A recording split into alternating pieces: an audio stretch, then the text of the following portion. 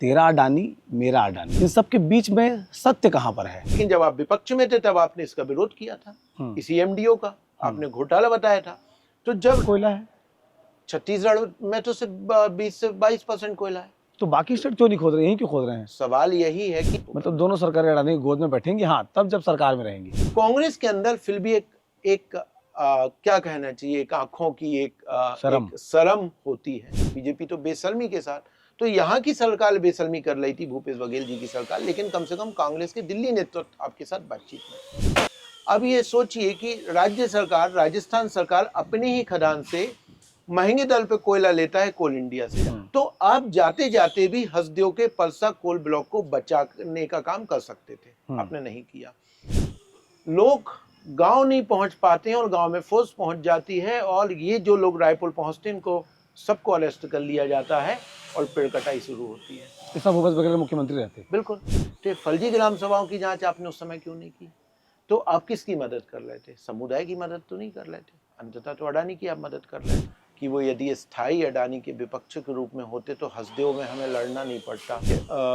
सत्य ये है कि विपक्ष में आप अडानी के खिलाफ होते हैं और सत्ता में आने के बाद आप अडानी के साथ होते हैं। अब तक अगर आपने सीजी बॉक्स चैनल को सब्सक्राइब नहीं किया है तो कर लीजिए, क्योंकि आप सब्सक्राइब करेंगे तो हमारी नोटिफिकेशन सबसे पहले आपको मिलेगी।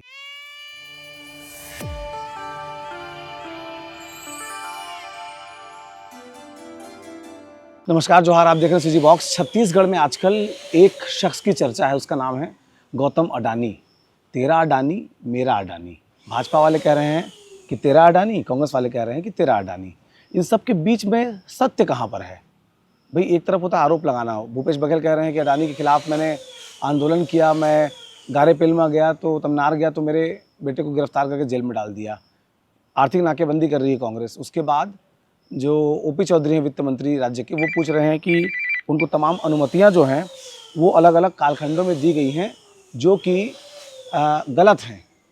जो ओपी चौधरी का ये कहना है कि अलग अलग कालखंडों में गौतम अडानी को कांग्रेस पार्टी ने फ़ायदा पहुंचाया है। अब इस सब के बीच में सच्चाई क्या है उसको जानने के लिए हमारे साथ आलोक भैया हैं।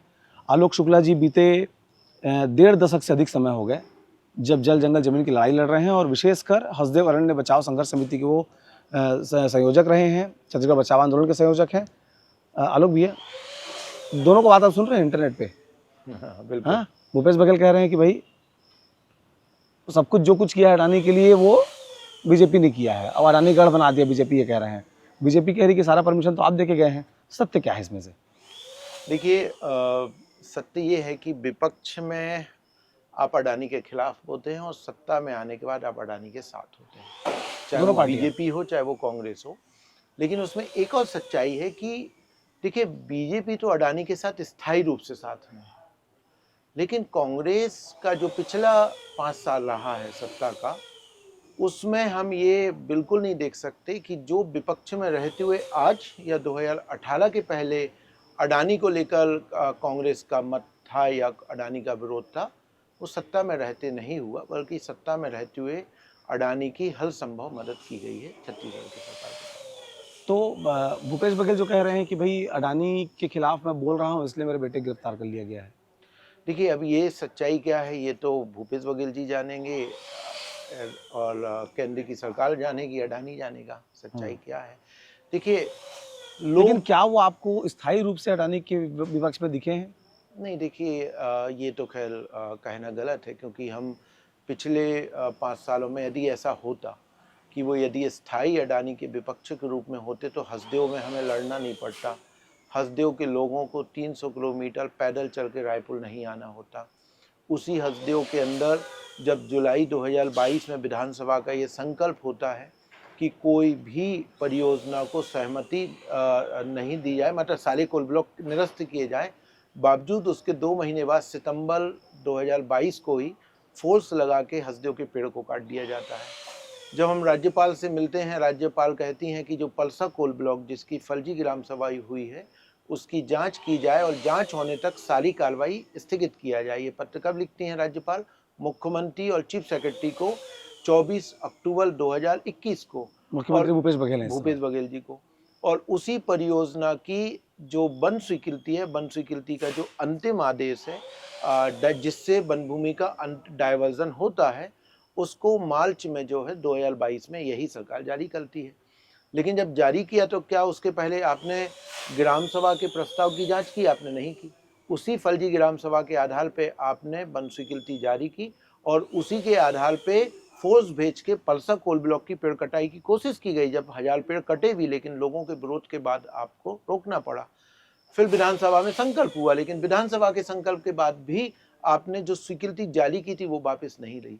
और अभी 2024 में जब छत्तीसगढ़ राज्य अनुसूचित जनजाति आयोग की रिपोर्ट आई और उसने कहा कि ग्राम सभाएं फर्जी हैं, तो फर्जी ग्राम सभाओं की जांच आपने उस समय क्यों नहीं की? तो आप किसकी मदद कर रहे थे? समुदाय की मदद तो नहीं कर रहे थे, अंततः तो अडानी की आप मदद कर रहे थे। तो ये कहना कि मैं अडानी का स्थायी विरोधी हूं या विपक्ष हूं, यदि हाँ 5 साल आप ये करते और अडानी की समस्त परियोजनाओं को आप रोकते तो हम मानते कि हाँ आप स्थायी विपक्ष हैं, पर सत्ता में रहते हुए तो आपने ऐसा नहीं किया। एक दफा तो ऐसा भी हुआ था कि हसदेव से अडानी मशीनें हटाई थी। हाँ बिल्कुल। देखिए, जब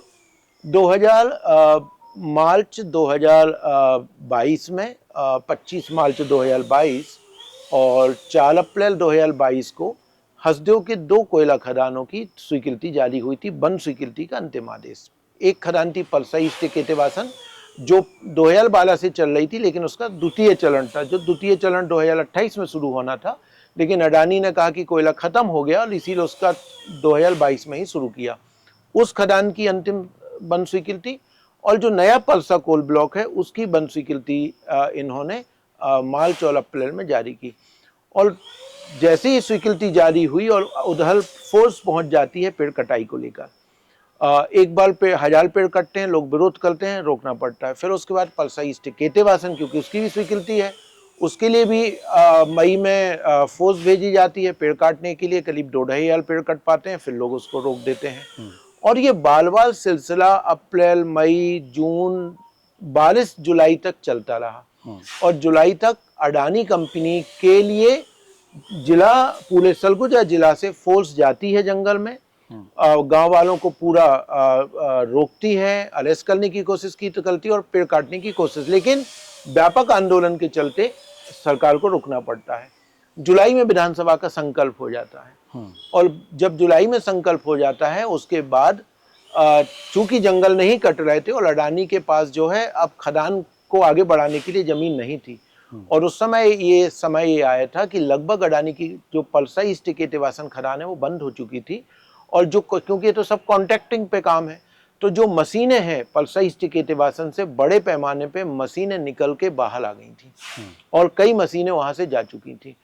और ये 26 सितंबर 2022 को जब मैं दिल्ली में था, और यहाँ पे कितना दुर्भाग्य है या दुखद है ये कहना चाहिए कि हसदेव का एक डेलीगेशन रायपुर आता है उप मुख्यमंत्री से मिलने के लिए, और उप मुख्यमंत्री से मिलने के लिए हसदेव वन बचाओ संघर्ष समिति के संयोजक, सभी सरपंच, सब लोग आते हैं, बातचीत करते हैं टी एस सिंहदेव से।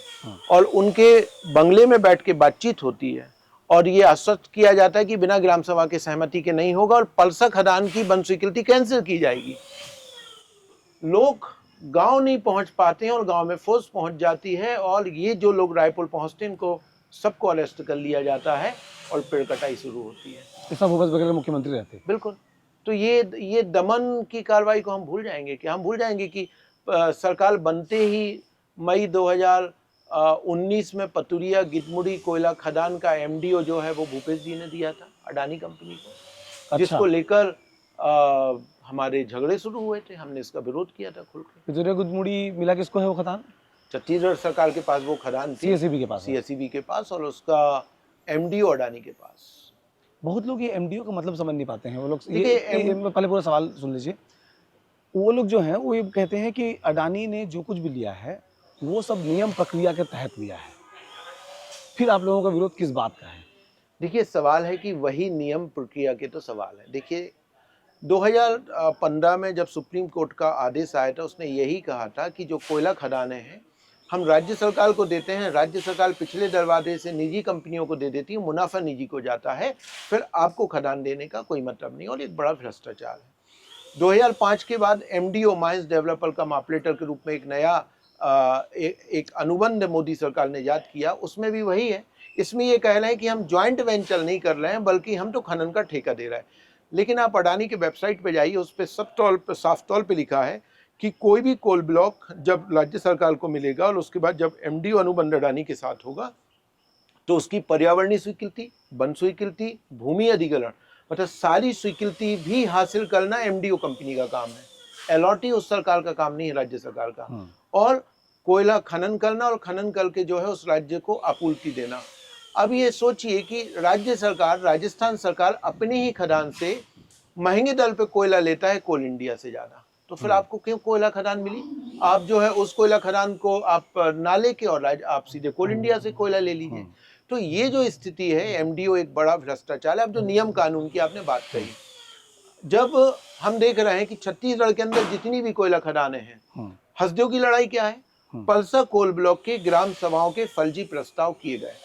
वन स्वीकृति की प्रक्रिया किसके द्वारा की गई? अडानी। राजस्थान के नाम पे अडानी कंपनी पूरी प्रक्रिया को करती है। वहां पे भी आपने फर्जी प्रस्ताव किए। ये फर्जी प्रस्ताव कब हुए थे? पिछली रमन सरकार थी 2018 में। अब हम रायगढ़ का देख लेते हैं। रायगढ़ में कब हुआ? गाले पेलमा 2 कोल ब्लॉक, जिसको लेके हंगामा मचा हुआ है। इसकी जनसुनवाई होती है 2019 में। पर्यावरणीय स्वीकृति का प्रस्ताव राज्य सरकार भेजती है 2019 में। 2021 में इस परियोजना को पर्यावरणीय स्वीकृति मिलती है। 2021 में इस परियोजना को वन स्वीकृति का प्रथम चरण मिलता है और 2022 में और 2023 जनवरी में इस परियोजना को वन स्वीकृति का फाइनल सेकंड ऑर्डर जो है फाइनल वन स्वीकृति उसका जनवरी। इसमें सारा अनुमति, सवाल यही कि देखिए अब उसकी प्रक्रिया को यदि हम समझे कि वन स्वीकृति होती कैसे। वन स्वीकृति में नोडल एजेंसी कौन है? राज्य सरकार है। डीएफओ की रिपोर्ट से शुरू प्रक्रिया होती है, जहां पे डीएफओ रिकमेंड करता है कि ये वन परियोजना को देना है, मतलब गैर वन भूमि मद में जाएगा या नहीं जाएगा। और राज्य सरकार के रिकमेंडेशन के आधार पे एमओएफ स्टेज 1 और फिर स्टेज 2 की फाइनल अप्रूवल देता है। उसमें एक प्रक्रिया जुड़ जाती है वन अधिकार कानून की। जो जिला कलेक्टर है वो गांव से, ग्राम सभाओं से प्रस्ताव लेता है कि उन गांव में वन अधिकार मान्यता कानून की प्रक्रिया पूर्ण हुई कि नहीं, और उस प्रक्रिया के आधार पर ग्राम सभाओं की सहमति हुई कि नहीं। अब 2018 में रमन सरकार के समय पलसा कोल ब्लॉक में ये ग्राम सभाओं के प्रस्ताव फर्जी करवाए गए थे, जो रिपोर्ट अभी आयोग में आ गई। उस समय कलेक्टर ने किसके दबाव में ये काम किया? अंततः तो शासन और अडानी कंपनी के दबाव में किया। यही प्रक्रिया 2019-20 में अपनाई गई। कब अपनाई गई? गाले पेलमा 2 के लिए। आज गाले पेलमा 2 के जो 14 गांव हैं, जो प्रभावित गांव हैं, वो कह रहे हैं कि हमारे यहाँ तो ग्राम सभा हुई नहीं है। तो उस समय जो इनका ग्राम सभा जो बता रहे हैं, जो सेकंड फेज कट रहा है गाले पेलमा 2, जो गाले पेलमा 2 कोल ब्लॉक है, वो अभी नई खदान है जो चालू हुई। तो इसकी स्वीकृतियां किसकी सरकार में दी गई हैं? देखिए, इसकी स्वीकृतियां 2023 तक, जनवरी 2023 तक इस खदान की जो एमओएफ के द्वारा फाइनल अप्रूवल होता है वो जनवरी में हो गया था। पर्यावरणीय स्वीकृति जनवरी में हो गई थी। जो वन भूमि का अंतिम ऑर्डर होता है डाइवर्जन का सेक्शन 2 का, वो 2024 अभी 25 में हुआ, जिसको लेके अभी वर्तमान शायद सरकार ने उसको दिया।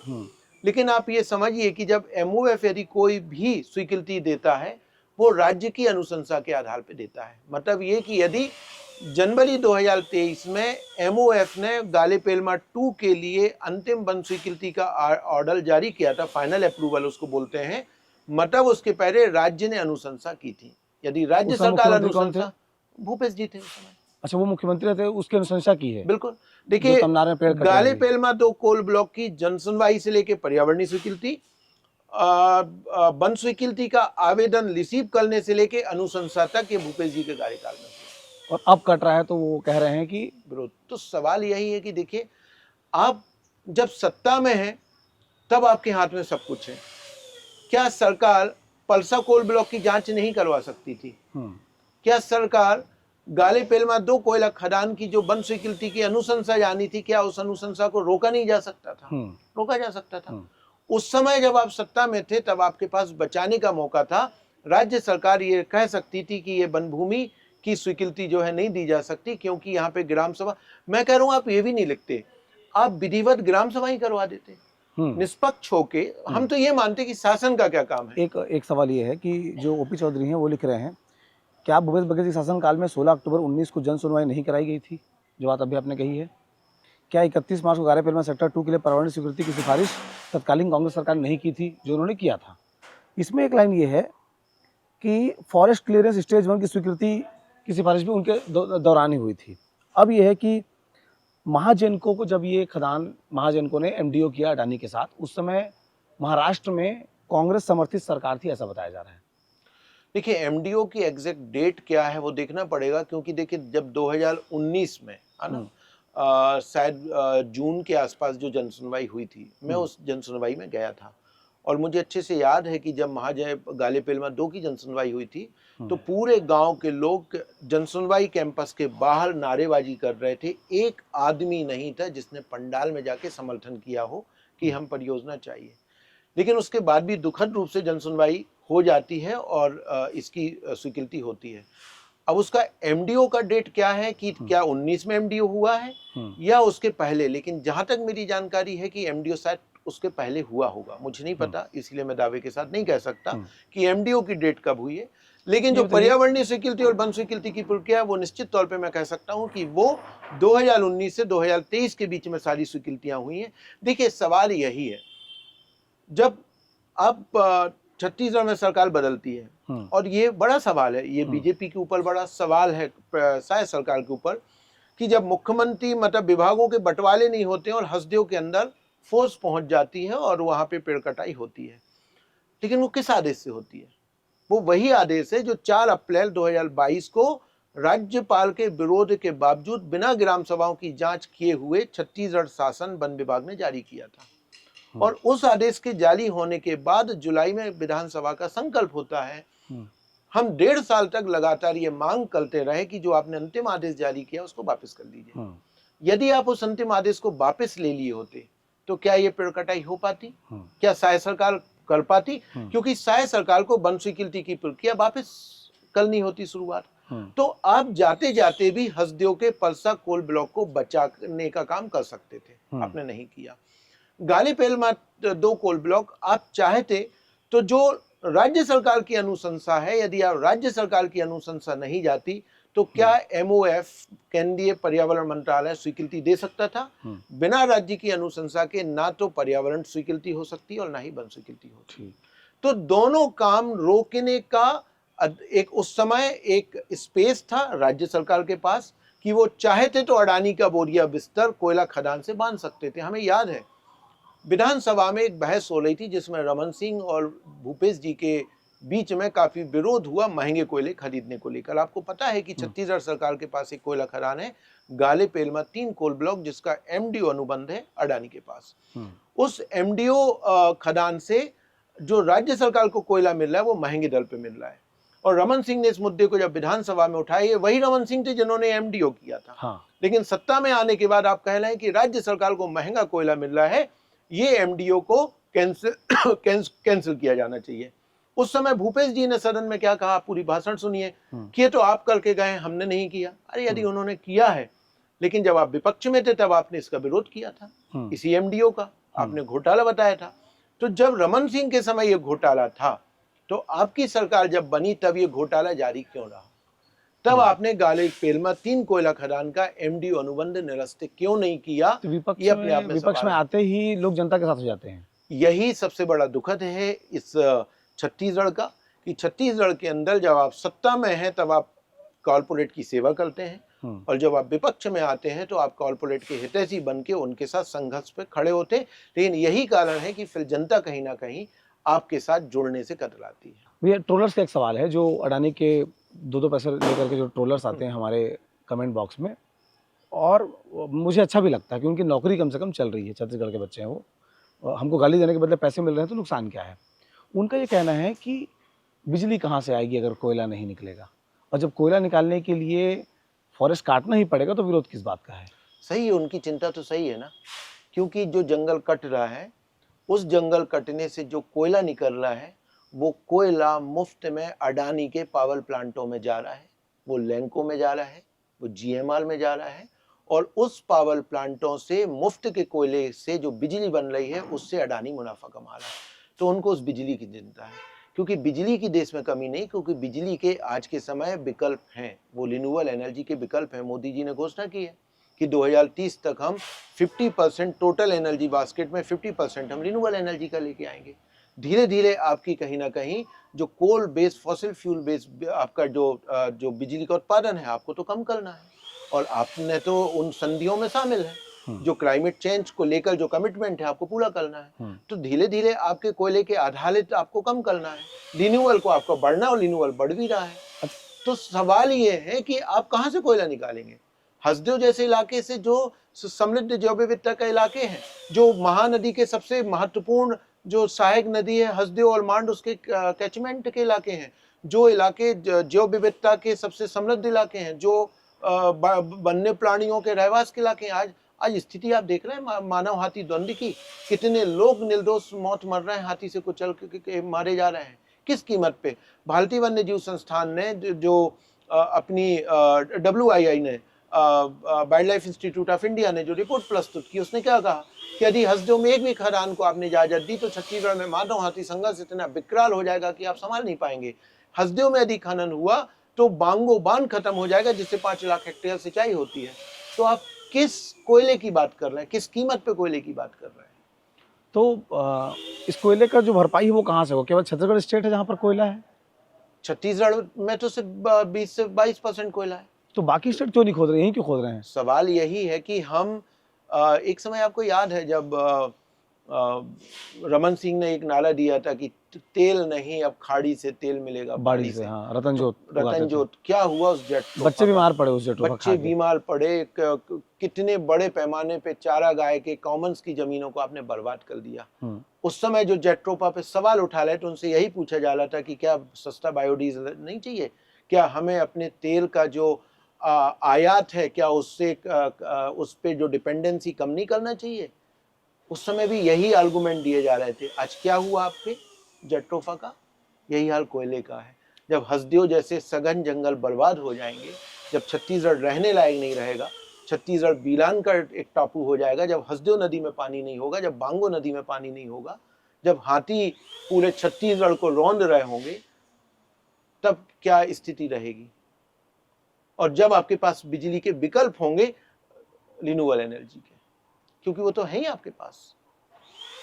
तो ये कौन कर रहे हैं? ये तो ट्रोल है ना, अडानी के ट्रोल है। हम कह रहे हैं ट्रोल की जगह आए ना, आइए ना सार्वजनिक मंच पे। मैं तो ये कह रहा हूँ कि चलिए, जो ये कह रहे हैं कि बिजली की जरूरत है, कितनी बिजली चाहिए, कितना कोयला, डेटा के साथ आके बैठ जाते हैं मंच पे, सार्वजनिक बहस कर लेते हैं। बीजेपी और कांग्रेस दोनों एक दूसरे पे आरोप प्रत्यारोप रह रही। मैं तो तीसरी बात कह रहा हूँ, आइए बीजेपी और कांग्रेस दोनों आगे बैठ जाइए और दोनों से हम बात कर लेते हैं कि छत्तीसगढ़ में अडानी के लिए किसने क्या किया है। सार्वजनिक बात करते हैं ना, ट्रोल के माध्यम से क्यों चीजों को? मतलब दोनों सरकारें अडानी की गोद में बैठेंगी, हाँ, तब जब सरकार में रहेंगी। निश्चित तौर पे। लेकिन हम उसके बावजूद एक बात ये मानते हैं कि कांग्रेस के अंदर फिर भी एक क्या कहना चाहिए, एक आंखों की एक शर्म होती है। वो तो दिखी नहीं कांग्रेस के, लेकिन कांग्रेस के नेतृत्व में है। आप कम से कम राहुल गांधी के साथ बातचीत कर सकते थे। जो पूरे हाथी रिजर्व परियोजना जो नोटिफाई हुआ, ये राहुल गांधी के साथ सतत संवाद और राहुल गांधी के हस्तक्षेप और हसदेव के आंदोलन से बनी है। ये कोई राज्य सरकार का निर्णय नहीं है। पूरी कोशिश की गई कि लेमरू हाथी रिजर्व नोटिफाई ना किया जाए। कौन लोग थे जो 6 विधायकों के दस्तखत करवा के लेमरू हाथी रिजर्व के एरिया को वापस 450 स्क्वायर किलोमीटर करने वाले थे? कौन व्यक्ति था वो? तो ये सारी कोशिशें बदमाशी। तो 450 स्क्वायर किलोमीटर जो होने वाला था वो फाइनली रमन सिंह के समय 450 था। हाँ, 450 से जब भूपेश जी की सरकार आई तो 2000 स्क्वायर किलोमीटर। लेकिन मेरे पास दोनों नक्शे हैं, चलिए। जो पहला नक्शा था उस पूरे नक्शे में सारे हसदेव के कोल ब्लॉक बहाल कर दिए थे। और जब ये नक्शा लेके मैं दिल्ली पहुंचा, राहुल गांधी के साथ बातचीत किया, तब जाके नक्शा बदला है। तो इनकी कोई मनसा हसदेव के कोल ब्लॉक को बचा, दोनों नक्शा है। यदि आपको विश्वास नहीं, आप मैं आपको दिखा दूंगा। लेमरू का पहला नक्शा, दूसरा नक्शा, 2000 वर्ग किलोमीटर का पहला मैप और दूसरा, पहले में हसदेव के सारे कोल ब्लॉक बाहर थे। मतलब वो कटेंगे, किसके कहने पे वो मैप बना था और क्यों बदला फिर वो? मतलब जहाँ हाथी था, जहाँ हाथी है उस इलाके को खोद सकते हैं था, और जहाँ हाथी नहीं उस इलाके को नोटिफाई कर रहे। तो इसमें ये हस्तक्षेप राहुल गांधी का, इसीलिए मैं कह रहा हूँ कि कांग्रेस में कम से कम आप उस दिल्ली में नेतृत्व से बात कर सकते हैं, वो एक संवेदनशीलता है। बीजेपी में तो वो स्पेस ही नहीं है आज के समय। बीजेपी तो बेशर्मी के साथ, तो यहाँ की सरकार बेशर्मी कर रही थी, भूपेश बघेल जी की सरकार, लेकिन कम से कम कांग्रेस के दिल्ली नेतृत्व आपके साथ बातचीत में, इतना फर्क दोनों में आप समझ सकते हैं। लेकिन अडानी को मदद पहुंचाने के मामले में दोनों कहीं पीछे नहीं। तो आपने देख लिया, अब आप फैसला कीजिए, कमेंट बॉक्स में बताइए आपको हमारी खबरें कैसी लगती हैं, क्योंकि हम हैं जो दोनों पक्षों की बातों को आपको दिखाते हैं, सुनाते हैं। तब जबकि आज विपक्ष खूब हल्ला कर रहा है अडानी के बारे में, वो सरकार में थे तब उन्होंने क्या किया आपने सुना, और मौजूदा सरकार तो कर ही रही है, आप लोग देख ही रहे हैं। अब तक अगर आपने सीजे बॉक्स चैनल को सब्सक्राइब नहीं किया तो कर लीजिए, क्योंकि आप सब्सक्राइब करेंगे तो हमारी नोटिफिकेशन सबसे पहले आपको मिलेगी। जोहार।